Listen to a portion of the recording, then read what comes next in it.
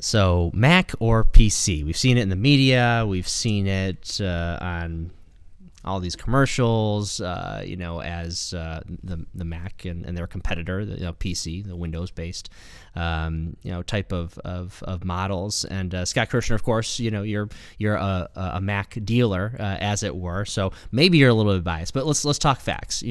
What's the difference, and a Mac versus a PC? Your pros and cons if you're looking at should I be a Mac person or a PC person?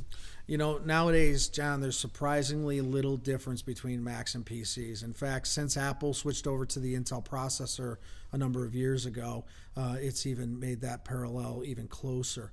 One of the most important things that we believe makes a Mac a better choice than a PC is the integration between the software and the hardware. When a Mac is created, the software that runs that Apple, the operating system, as we call it, is made to work specifically on that hardware. In the Microsoft world, Microsoft makes the operating system, everybody else makes the hardware. Microsoft doesn't make hardware. So there's always the little idiosyncrasies of making sure that everything works 100% in those realms. One of the reasons why we believe that's a better strategy in the Mac realm is because when we hook up an Apple compatible device, it just works.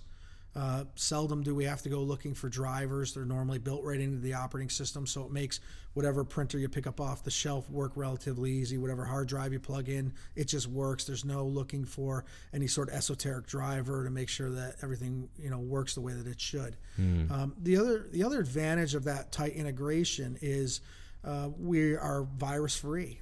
A lot of folks can't believe that, but it's true. I have yet, in my 17 professional years of doing Apple, seen one virus come across my desk. We've asked people to prove it. We get people to walk in our store every day, and they say, I think I have a virus or something wrong with my Mac. And we get excited because we want to see this first virus because we've never seen one. You want to see this. Well, it's interesting because a lot of the antivirus software, they do make software for Macs. Is that just a the whole concept, scheme or what? The whole concept of virus protection is very interesting because when you create a virus software to protect you from viruses, it's just like in the real world when you get a flu vaccine. You're taking a vaccine against something that already exists, not against something that doesn't already exist. Same thing's true in computer world. Everybody is, or the people who create viruses are constantly creating new viruses. And if your virus software doesn't have that definition, then you're vulnerable. It doesn't matter if you have virus software. For some of the things that are normal every day, somebody's rehashing them viruses again and again. Yes, it might help you with some of those things on a PC side. On a Mac side, we just don't see it. I have yet to see it.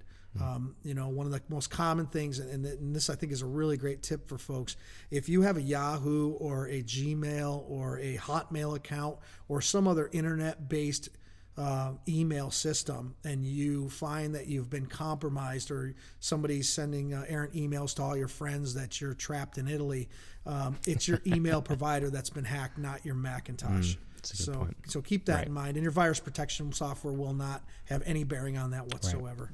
Speaking with Scott Kirchner, he's the owner of Mad Macs.